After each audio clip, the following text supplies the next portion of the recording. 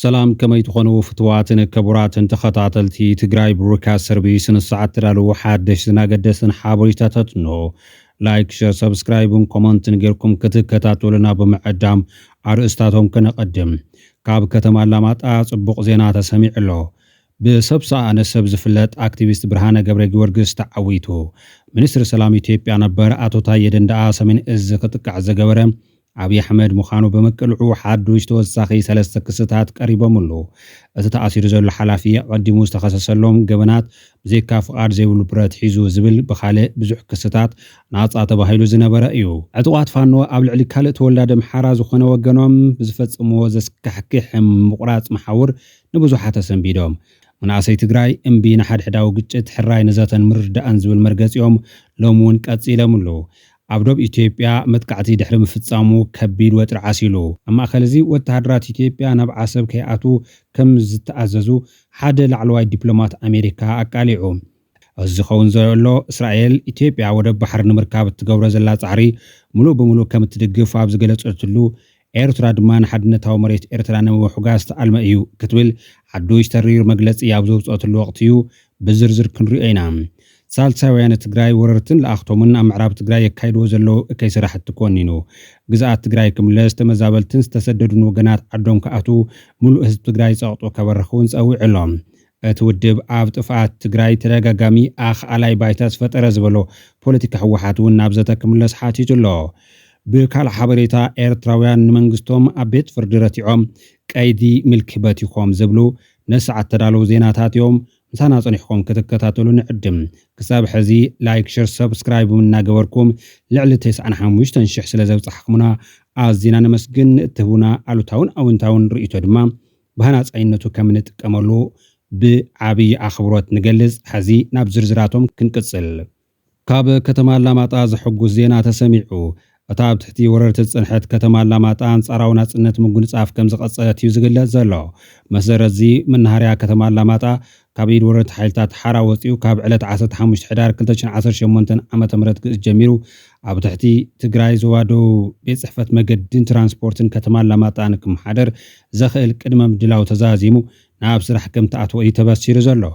ሕዚ ኩነታት ዝመሓይሽ ዘሎ አላማጣን ኮረምን ዝርከቦ ክፋል ዞባ ደቡብ ትግራይ እቶም ንሓድሕዶም ክሓድን ድሕሩን ዝበሃሉ ዘለው ፖለቲከኛታት ትግራይ ቅድሚ ከም ዝሕዚ መሕዘን ፈታዊ መሐጎስ ጸላእ ምዃኖም ብሓባር ብሓደ ከለው ካብ ወረርቲ ሓራ ዝወፀ ከባቢ ኮይኑ ውሱን ናይ ፌደራል ምትእትታው ፀንሖ ከባቢ እዩ ሕዚ ግን ሓርነቱ ይረጋገጽ ከም ዘሎ እዩ ዝግለጽ ዘሎ ብምዃኑ ከምዚ ዓይነት ደስ ዝብል ዜና ኣብ ምዕራብ ትግራይ ኣብ ጸለምትን ካልኦት ከባቢታት ትግራይን ከቐጽል ተጋሩ ኣፈላላያቶም ንጎን ገዲፎም ዘረርባ ቀዲሞም ዕርቅን ሰላምን ኣውሪዶም ኣብ ብሄራዊ ረብሓ ከዓስሉ ኣብነታዊ ሓዱሽ ደስ ዝብል ሓበሬታ ኮይኑ ተቕረቑሕሎ ሳልሳይ ወያነ ትግራይ ወረርትን ለኣኽቶምን ኣብ ምዕራብ ትግራይ የካይድዎ ዘሎ እከይ ስራሕቲ ኮኒኑ ግዛኣት ክምለስ ተመዛበልቲ ዓዶም ንከኣቱ ምሉእ ህዝቢ ትግራይ ፀቕጡ ከበረኽውን ፀዊዕ ኣሎ ኣብ ጥፋት ትግራይ ተደጋጋሚ ኣኽኣላይ ባይታ ዝፈጠረ እዩ ዝበሎ ፖለቲካ ህወሓት እውን ናብ ዘተ ክምለስ ሓቲቱ ኣሎ ሳልሳይ ወያነ ትግራይ ኣብ ዘርግሖ መግለፂ ቁልቁለት ጉዕዞ ትግራይ ናቐፂሉ ውሽጣዊ ዓቕምታታ ካብ ምብታን ሓሊፉ ተስፋ ምስኣን ናብ ዝገንገነሉ እዋን ንርከብ ክብል እዩ ኣጠንቂቑ ዘሎ ወሲኹ ድማ ገባ ተካይዳት ኣብ ስልጣን ዘሎ ሓይሊ እቲ ፅንኩር ሕማቕ እንኸብሰሉ ብሄራዊ ሕትታትና بسلام نرجعصلو عدل ناس بابا مجبريا زواوي كمود ما زخف أكوينات حدد نابنت أنا قدرلو كنت بس إحنا قبل أتي ودبه عطنكي قلهم دقاوي بدوها كم تمالي عبوت انتلو وشتاو جنس كقصات الزخل ندادي عم مهاب إيد وشتاو حيلتات مهلاو عزيزو جهي مخانوس جلسة ودب سالسوانة تجراي نوشتاو حماق تجراينا كم بلاس عب كيروم زي فلتو قداموين حيلتات حزون بهرة تجراي بسلاحتا أبزت فقلو سرحتي بكبيدي نتفلو كبل جليس الله عم عرب تجراي كايد وزلو كاي سرحتي نايزمر أياكن زخنا نسمع بريتوريان مثل علم لختم زابلتن سدتنياتات بمتحاس وجنات نانزل علم أبكين دان سقين كنبروز جبر شرحتاتهم تطو كبل بمحتات نتزف تمزلو تجبار كونين الله مسار الزبيتون علم لخاون دينجع قطات تمزابلت دك بهرة تجراي حزون وحسن أمن كبروا من تحليو نبيتهم كملسو كم دماغ زعطا واحد تجراي مليسو خبرون سوي الله مودعتا زبيتها وبوليتيكا والدبات سبيل محبرات ومهورات دياسبورا بحافة شامل آت حزبنا ኣብ ዛዕባ እዚ ጸቕጦን ከበርኹ ዝተማሕፀነ ሳልሳይ ወያነ ትግራይ ኣብ ጥፍኣት ትግራይ ተደጋጋሚ ኣኽኣላይ ባይታ ዝፈጠረ ፖለቲካ ህወሓት ምኽንያት ሙሉእ ጥፍኣት ትግራይ ቅድሚ ምዃኑ ፖለቲካ ትግራይ ናብ ጠረጴዛ ክምለስ ከምኡ ድማ ብሄራዊ ጉባኤ ግሁድ ክኸውን ኣብ እንገብሮ ቃልሲ ሓቢሩና ክቃለስ ነፅውዕ ብምባል ንህዝቢ ጻውዒት ኣቕሪቡ ኣሎ። ሚኒስትር ሰላም ኢትዮጵያ ነበር ኣቶ ታየ ደንደአ ሰሜን እዝ ክትቃዕ ዝገበረ ኣብይ ኣሕመድ ምዃኑ ብምቅልዑ ምኽንያት ሓደሽቲ ተወሰኽቲ 3 ክስታት ቀሪቦም ኣሎ። ሚኒስትር ሰላም ኢትዮጵያ ነበር ኣቶ ታየ ደንደአ ኣብ ዝሓለፈ እዋን ካብ ዝተኸሰሰሉ 3 ክስታት በቲ ክልተ ነፃ ከም ዝኾነ ጠበቑ ሓቢሩ ነይሩ እዩ። ጠበቓ ኣቶ ታየ ደንደአ ኣቶ ኣብራ ንጉሰ ንዶይቼ ቬለ ኣብ ዝሓለፈ እዋን ሂብዎ ብዝነበረ ሓበሬታ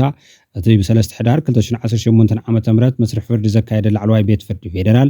ንኣቶ ታየ ካብቶም ኣብ ልዕሊኡ ዝቐረቡ ክልተ ኣዝዮም ከበድቲ ክስታት ነፃ ከም ዝገበሮ እዩ ገሊጹ ነይሩ። ኣቐዲሙ ኣብ ልዕሊ ኣቶ ታየ ደንደአ ዝቐረበ ክሲ መፅላኢ ብምትሕባር ከምኡውን ንሃገራዊ ምክልኻል ንምጥቃዕ እቱው ምድላዋት ብምግባር ዝብሉ ክልተ ክስታት እዩ ነይሮም። ነዞም ክስታት ብዶክመንታሪ ቪድዮን መርትዖን መሰረት ብምግባር ካብ ገበናዊ ክስቲ ነፃ ከም ዝወፀ ዝገለጸ ጠበቓ ኣቶ ታየ ደንደአ ቤት ፍርዲ ኣብቲ ገበነኛ ኮይኑ ዝተረኽበሉ ጉዳይ ፍቓድ ዘይብሉ ብረት መሓዝ ዝብል ናይ ፍርዲ ርእቶ ንክሰምዕ ነትማል 15 ሕዳር 2018 ዓ.ም ቆፀራ ሒዙ ከም ዝቕነይ እዩ ኣብቲ እዋን ገሊጹ ነይሩ። ጠበቓ ኣበራ ብተወሳኺ ተኸሳሲ ኣብ ልዕሊኡ ዝቐረበ ገበናዊ ክሲ ይግባኣኒ ክብል ምዃኑ እዩ ኣብቲ ዝሓለፈ እዋን ገሊጹ ነይሩ። ይኹን እምበር ብክልተ ክስታት ናጣ ዝተባሃለን ፍቓድ ዘይብሉ ብረት ብመሓዝ ገበነኛ ዝተባሃለ ኣቶ ታየ ደንደአ ትማሊ 15 ሕዳር 2018 ዓ.ም ናብ ቆፀሩኡ ምስ ከደግን ብልጽግና 3 ሓደሽቲ ገበናዊ ክስታት ኣብ ልዕሊኡ ከም ዝመስረተሉ እዩ ጠበቑኡ መሊሱ ሓቢሩ ዘሎ። ካብዞም 3 ሓደሽቲ ክስታት ድማ ሰሜን እዝ ዝተጠቕዐ ብሸርሒ ኣብይ ኣሕመድ እዩ ዝብል ቃለ ምሕትቱ እቲ ሓደ ምዃኑ እቲ ጠበቓ ገሊጹ ኣሎ። ኣብ ላዕለዋይ ቤት ፍርዲ ፌደራል ክፍሊ ልደታ ዘቐረበ ኣቶ ታየ ደንደአ ሓደ ካብቶም ዝተኸሰሰሎም ክስታት ብሓይሊ መንግስቲ ንምዕላው ኣብ ጫካ ንዝርከቡ ሓይልታት ብፕሮፓጋንዳ ደጊፉ ዝብል ኮይኑ ነዚ ድማ ኣብ ዩቱብ ቻነል ብዝተመሓላለፈ 3 ክፋላት ዘለዎ ቃለ ምሕትት ምዃኑ እዩ ተኸሲሱ። እቲ ካልኣይ ክስቲ ቀዳማይ ሚኒስትር ኢትዮጵያ ኣብይ ኣሕመድ ኣብ ልዕሊ ሰሜን እዝ መጥቃዕቲ ክፍጸም ዝገበሮ ሸርሕታት ዝምልከት ኮይኑ እቲ ሳልሳይ ክስቲ ድማ ኣብ ተመሳሳሊ ቻነል ካብ ዝተዋሃቡ ርእቶታት ዝተመርኮሰ እዩ። ኣቶ ታየ ደንደአ ሰሜን እዝ ነብሶም ክከላኸሉ መጥቃዕቲ ዝፈጸሙሉ ቀዳማይ ሚኒስትር ኢትዮጵያ ኣብይ ኣሕመድ ኮነ ኢሎ ቀዲሙ ብዝገበሮ ሸርሒ ምዃኑ እዩ ኣብቲ ሓደ እዋን ዝሃቦ ቃለ ምሕትት ገሊጹ ነይሩ። ታየ ብልጽግና ናይ ሓደ ሰብ ስልጣን ንምዕቃብ ዝተወደበ ውድብ እዩ። እቲ ውድብ ብዓብዩ ማፍያ ዝመስል መንግስቲ ንምቋም እጃም ኣበርኪቱ እዩ። ነቲ ብመሰረት ሕገ መንግስቲ ሃገር ዝተመረፀ መንግስቲ ይጸርፋሎ ዝብል ተደራረብቲ ክስታት ዝቐረበሉ ኮይኑ ውሳኔ ዝወሃበሉ ዕለት ድማ 23 ሕዳር 2018 ኮይኑ ቆፀረ ተታሒዙ። ኣቶ ታየ ግን ብፍላይ ብዛዕባ ሰሜን እዝ ዘመልኪቱ ዝሃበ ቃለ ምሕትት ምናልባት እንተቐቲሎም እዩ ብምባል ሓቂ ክፍለጥ ዝተዛረበ ብምዃኑ በቲ ሕጂ ተመስሪቱ ዝበሃል ዘሎ ሓዱሽ ክሲ ዝግረም ከም ዘይኾን እዩ ዝእመት። ላይ ግን ይሄን ነገር እኛ ነን ያደረግነው አለ ሰውየው። ያ እንዲመታ ሰሜን እዝ እኛ ነን በሴራ ያደረግነው። ያ ጦርነት ባይፈጠር የትግራይ ኮማንደሮችን እስከ 10 አለቃ ድረስ የነሱ ነው። የኛን ሰዎች ማስገባት አንችልም። ስለዚህ ከዛ ለማውጣት እና የራሳችንን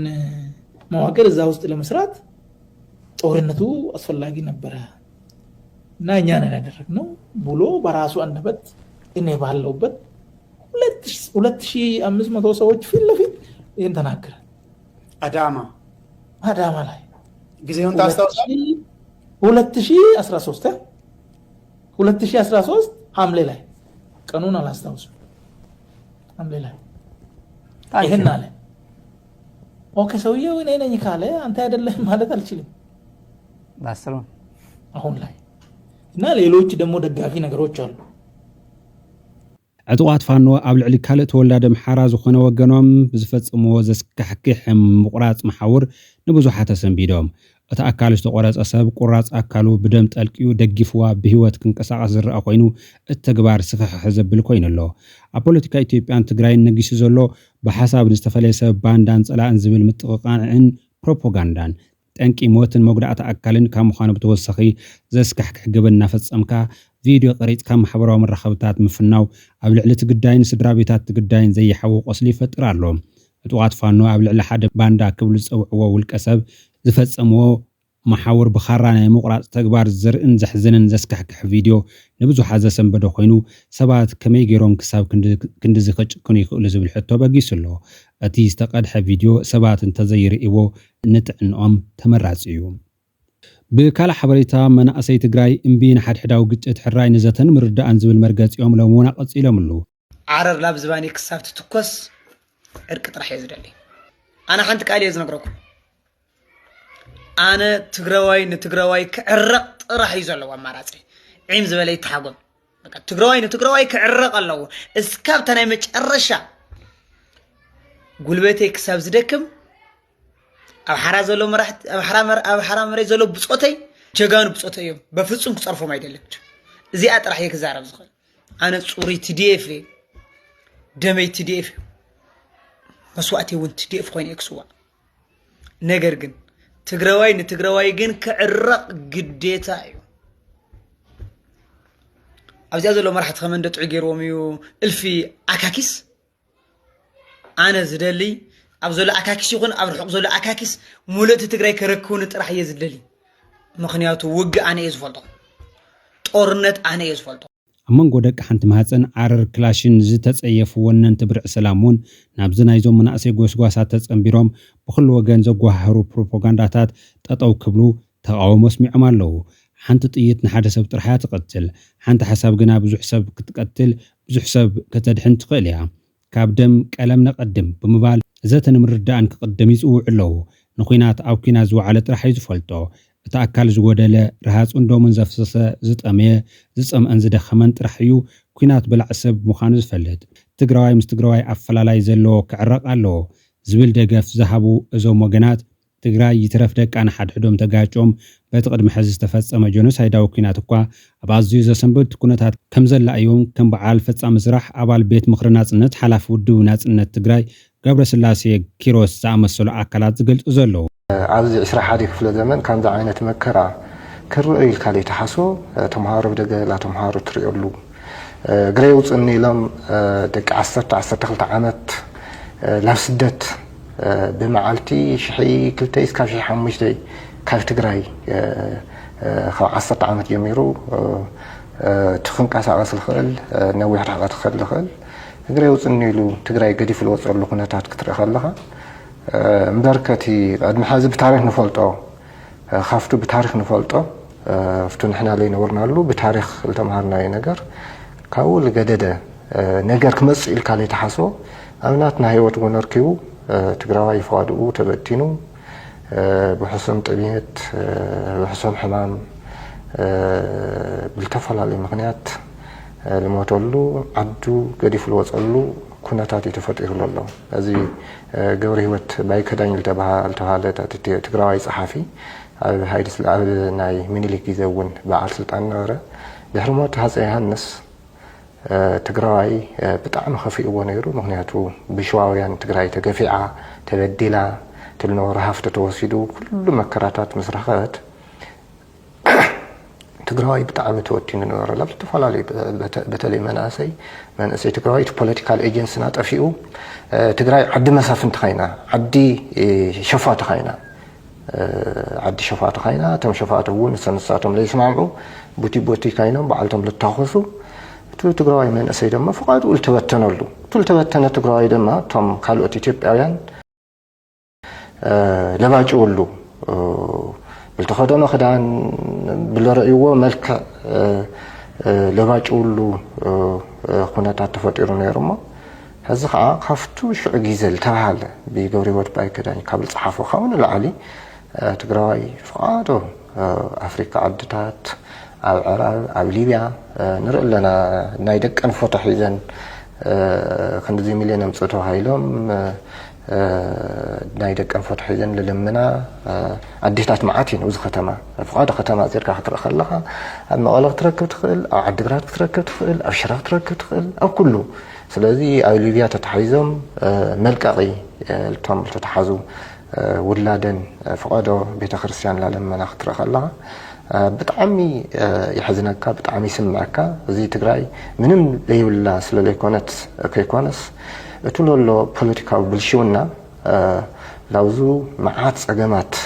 ትግራዋይ أولي ملكوته بتلي من وط أنا أشتي هتصانات بوليتيكا تاي مهانة ولي فلتوا سلامة نايز حماق سرعة كوينة مز كل ما كراخ تركب لها بتعمي يسمى الأكاس الذي تقرأي عجاف طفات الحمد لله غير الوزن እዚ ከይኣክል ቅድሚ ወርሒ ገለ ተጋሩ መዓልቲ እናጠቐሱ ብፍላይ ኣብ ዝሕዝ ዘለና ዮም መፋረቕ ሕዳር ውግእ ክጅመሩ እናበሉ ይዛረቡን ይፅሕፉን ከም ዝነበሩ ዝፍለጥ እዩ ኩናት ዘስካሕክሖ ብዙሕ ትግራዋይ ድማ ናይ ንግዲ ትካላቱን ንዓፀዎ ናብ ኣዲስ ኣበባን ናብ ካልኦት ክፋላት ኢትዮጵያን ተሰዲዱ ኣሎ ሎሚ መቐለ ሓዊስካ ብዙሕ ከተማታት ትግራይ ናብ ዘሕፍርን ዝሕዝንን ኩነታት ተቐይረን ከም ዘለዋ እዩ ነበርተን ዝገልጹ ዘለዉ ትግራይ ናብ ንቡር ንምምላሳ ኣብ ብጣዕሚ ዘሰንብድ ኩነታት ትርከብ ውሕጅ እናፀሓቐ ይወስድ ውድቀት ዓዲ ቀስ በቐስ እዩ ዝኸውን ኣብ ትግራይ ዝረአ ዘሎ መገዲ ቁልቁለት ግን ኣብ ካልእ ዓዲ እውን ተራእዩ ዝፈልጥ ኣይመስልን ዝሓስብ መሪሕነት ዘይብሉ ህዝቢ ብስልቲ ይፀንት ኣሎ ዝብል ርእይቶ ዝሃቡ ርእይቶ ሃብቲ ከምዚ ዓይነት ሓደጋ ባዕሉቲ መንእሰይ ኣይፋሊሉ ንፅባሑ ተስፉቲ ክገብርን ሂወቱ ኣብ ዓዱ ክትልምልምን ዓገብ ክብል ዘለዎ ምዃኑ እዮም መልእኽቲ መሓላሊፎም ዘለዉ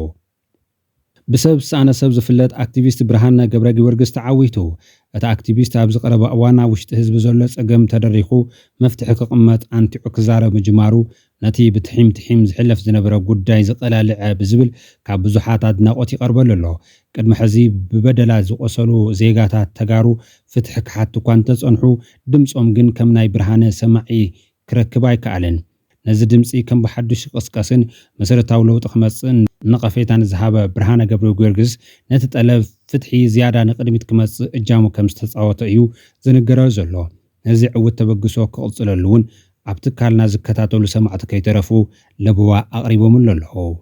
أتو قعزينان بلشو أسرار حان زفتسم أكاليو عبد الدارش زي التحساسون نزول زلو مالت خمزو جغراف سياب على واقع على توي نايكاد رحوحت لهزو تقراي تسيد ذبلا كم بايزوي حوحت لبهالي يترخوه كله قوانا نياقوينو ببيت فردي عب إثريتاتي قصر كلهم ناي طاويا محادار ناي وردا محادار ناي خفلقة تمام محاداري ناي خلن كتماتات زوام محادر تعب قدم هزو تقام ديم كموب ناي بحق حوحت لا مالتيو ناي بحقي جنزاي تقوروان سلازي حزق عشو قويانة 4 أنزون تعكيبين يورداني توللخا تاقد شكاب على خي غني لكا بشلمات وين زي نفانيكا أنا هنا لحمة زيا دمو زيا أنا زيا يهرس هذا أنا كاميني كتم عديقراتنا عيكو السنة اللي مبتي يقولون قدم يزولوا أخي بعيو لمنتاي أنا قبارية حقا مالية متشات عدي للخو كل تميتي لزو السنة اللي تاكل تميتي خسر قاعدة ليديو عندنا مناسي يصنعيكم مناسي تصنعهم 4 حدا ديوم 4 كلتن منسي أو زينا مسزبنا تماقيتنا أزمادهم زوتيلو 4 كلتن منسي تسرقنا زي تشنشنا أمس جبنا جن 100 قلن شحن قلني عدينا تبل الله أمس جبنا منسي أي تعدلنا بيت غيره هذا ናይ ህዝቢ ሕቶማ እዚ ተሓቲትካ እውን ኣይትምልስን ምክንያቱ ናይ ጣብያ ፖለቲካ ዘባላይ ዘሎ ናይ ካድረ ሕወሓት እዩ መቸም ናይ ካልእ ይኮነን مسرح بايتا يبلو بوتو دقدق عبرقرق 7 كاري زحازة بعل قرشقن عبطعي مريتو هايبو مويتو ملو تمناسي بيكلو رقيفهم قاري ملو فوق دبرخا مالتيو ثم زعدلكم وهم بسنة سرعة ينور لانتا قزا سلازي حطونا شو قويانا قزا خطفرس بدوزر مزيخا ناي سدراسو قزا فاريسو لما مستن محاوركا خونكا فريسكا حزز سرح لي قبلي انت متسكا تايمر سيكاني ني خاطو يلكا حقوت غزا تسرح انت بلك انا ايدي سدلاني الكاني دم نبي عخيديه كاوخا سدراسو ما شفتي تاغير سدراسو شفتو اخي لكم جو الحموت فرد سدراسو كافي درار زمت نجر عي ملكتك سدراسو ايبلكم عندكم ابيل الكاني خان عي كافي درار زمت دقاقي بتي تبل عي بلع سدراسو ويلكن ابيلكن عي خلنا سدراسو ذكركم انا خم قبلي كم زون 4 اي تفرطون سلازي ترفي وقعتنا نوقع كاخا قلعه ما يبلنا مبرحتي بنا شنتي بيتي بنا احانت ترغريغنا ننبر زي تفرطنا قبر خفالي لكم كل شو قامتلكم انا نايمتا قبر خفن عزي الله تصت حيل زملكو تحيل له كل مور حيل له قلعه مهور حيل سلازلو مريت حيزا تصبي الله ذا عد زيا سلازي قبر زخفول انتاي تغورو مخان نفلطينا نحنا انتاي تولنا كن كنترح كيد كلنا كوميتي تاي نبهال مزيوم كوي تخفولي لو من ايتن غورنا تبايلنا نبهال كفتا መዘጋጃ ቤት አንሕና ይትኸሉ ዝብል ኣይወፀናን ግን ክንከፍል ከዓ መብት ይብልናን ኣይተማለልናን ሕጊ ይተጋበረልናን ካብ መጀመርያ እስካብ መጨረሻ ሞይትና ኣሉን ዝሕግዙ ግን ተደብዲብና ኣሎ ከዓ ተቐቢርና ኣለና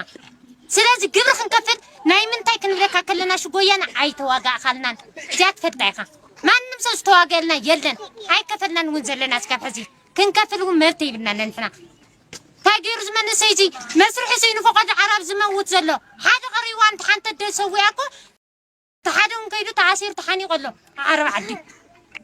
ስለዚ ንምንታይ ኢሉ ንዛ መሬት እዚኣ ኢሉ እዩ ዝኸይድ ዘሎ መንበሪ ስኢኑ ዝሰምዖ ዘዳምፆ ስኢኑ ንዓይቲ ማ እንታይ ከም ዝበልኩም ንትፈልጡን እንዲኹም ተፀዊዐ እንታይ ከም ዝተባሃልኩ እኮ ኣነ እየ ዝፈልጦ ናብ ደስ ዝበለና ኣኼባ ናብ ዝኣመን ኩሉ ያቲ ንምንታይ ንዓናስ ትጭፍጭፉና ኣለኹም ትዕፉንን ኣለኹም ሕዚ ከዓ ሽጎያ ነብዓ ከለኻ ኣብዚ ዘሎ ዞን 4 ዘሎ ሕብረተሰብ መሪርዎ እዩ 3-4 ወሊዳ ሰበይቲ ምስ ኣቦኣን ምስ እናን ትቕመጠላ ንምንታይ መሬት ናሃለያ ፅባሕ ንጎ እንታይ ክትገብርዋ ስለልተደልየ ብህፁፅ ህዚ ክንፈትሓ ኢና ትብል ኣለኻ ትማሉን ከማያ ተባሂላ ብህፁፅ ህዚ ክንፈትሓ ኢናስ ልዕሊ 20 ዓመት ተባሂልና ተትፈትሑና ነርኩም ኣበይ ነርኩም ንነብዕ ኣለና ንጎይ ኣለና ተሓደ ተተዛሪብኩም ሓደ ዕውት ትሕዝዎ ከም ሓደ ሳይካትሪክ ሕሙም ጌርኩም ትሕዝዎ ቀይ መስቀል ድያ ኒያትና ንሕናስ እንታይ እኔና ኣብ ጎልዓሲ ተጨፍጪፍና ክብሪ ሒዝና ንነብር ሰባት ኢና ስለዚ ሕዚ ከዓ ሽጎያነ 4 ዞን ተኣኪበን የውርዳኒ ትብል ኣለኻ ታገድሽ እኳ ባዕልኻ ይቐኒልካ ብሽልማት እውን ዘይነፋኒካ ኣይትሕሩሩና ኣይተንውዑና ይኣኽለና ኣነ ሕዚ መብተይን ግዴታይን ስለ ዝፈልጥ መፂ መሬተይ ክወስዳ ዝበለ ከም ሻዕብያ ንዓይ ቀቲሉኒ እዩ ዝወስዳ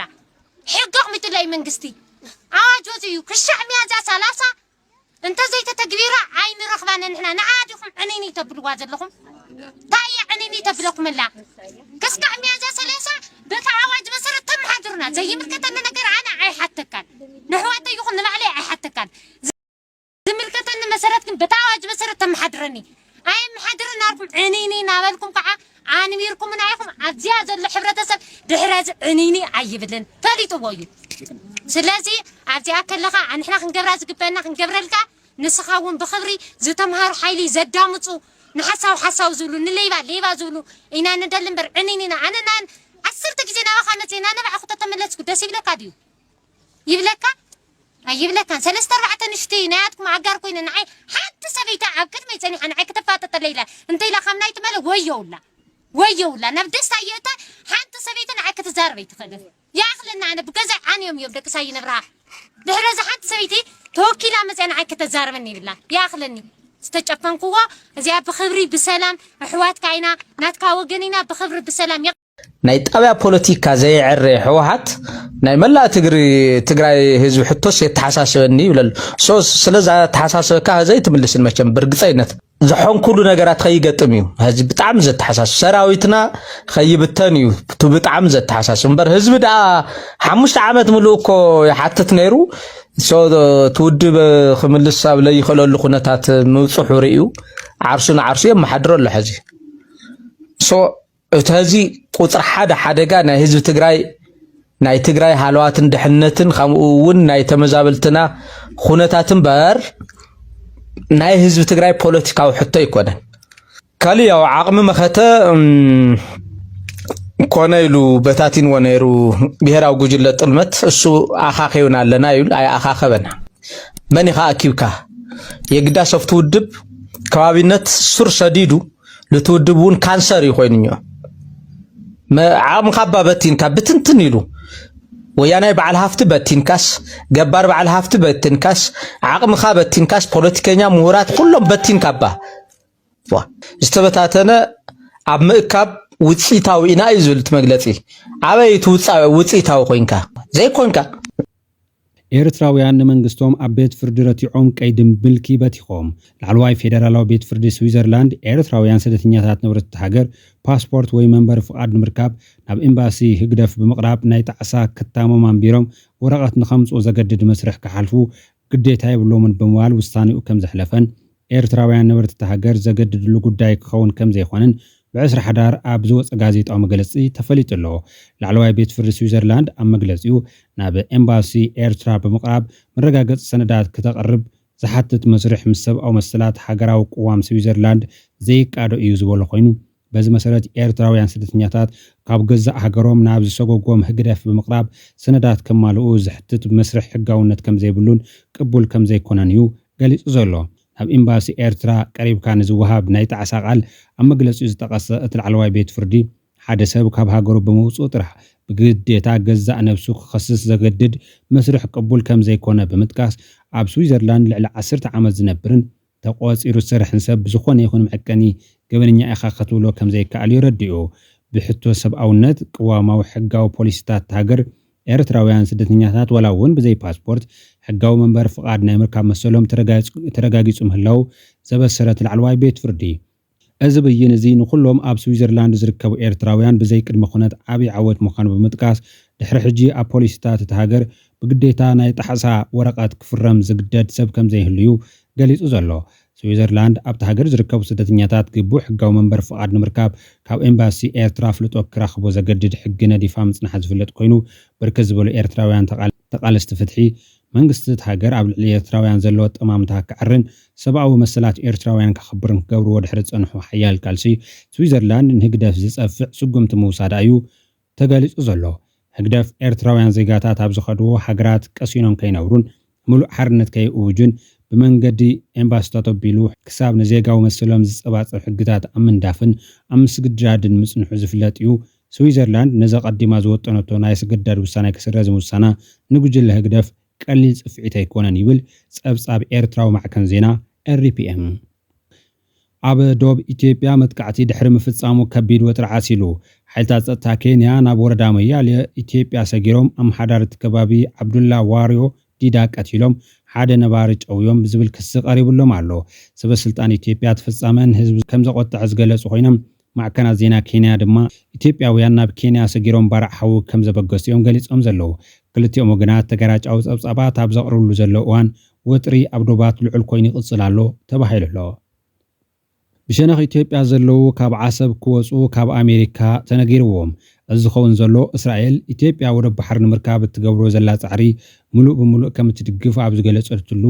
ኤርትራ ድማ ንሓድነታዊ መሬት ኤርትራ ንምውሕጋግ ዝተኣልመ ሸርሒ ይፍጸማሉ ክትብል ተሪር መግለጺ ኣብ ዘውፅአትሉ ወቅቲ እዩ። እስራኤል ኢትዮጵያ ወደብ ባሕሪ ንምርካብ እትገብሮ ዘላ ጻዕሪ ሙሉእ ብምሉእ ከም እትድግፍ ገሊጻ እያ። ኣምባሳደር እስራኤል ኣብ ኢትዮጵያ ኤብራም ንጉሴ እስራኤል ንኢትዮጵያ ንቁጠባ ሉዓላውነታን ድሕነታን ወደብ ባሕሪ ከም ዘድልያ ተኣምን ከምኡውን እስራኤል ብዲፕሎማስን ሰላምን ኣብ እትገብሮ ጻዕሪ ኣብ ጎኒ ኢትዮጵያ ደው ክትብል እያ እዩ ኢሉ ዘሎ። ኤርትራ ብወገና ኢትዮጵያ ቀጥታዊ ተበጻሕነት ቀይሕ ባሕሪ ንክህልዋ ደጋጊማ ብዝተፈላለዩ ተኸታታዊ መግለጽታትን ትረኻታትን ትገብሮ ዘላ ፈተነታት ብምንጻግ ነቲ ነዊሕ ዝጸንሐ ሕርፋን ምስፍሕፋሕ ብሓድሽ ዲፕሎማስያዊ ትረኻን ንምብርባሩ ትፍትናላ ክትብል እያ ከሲሳ ዘላ። ብዘይካዚ ማሕበራውን ባህላዊ ምትእስሳር መተካእታ ሃገራዊ ሉዓላውነት ከም ዘይኮነ ብምዝኻር ነቲ ብወገን ኢትዮጵያ ዘቐርብ ዘሎ ዓፋር ዝብል ኣጀንዳ ንሓድነታዊ መሬት ኤርትራ ንምውሕጓግ ዝተሃንደሰ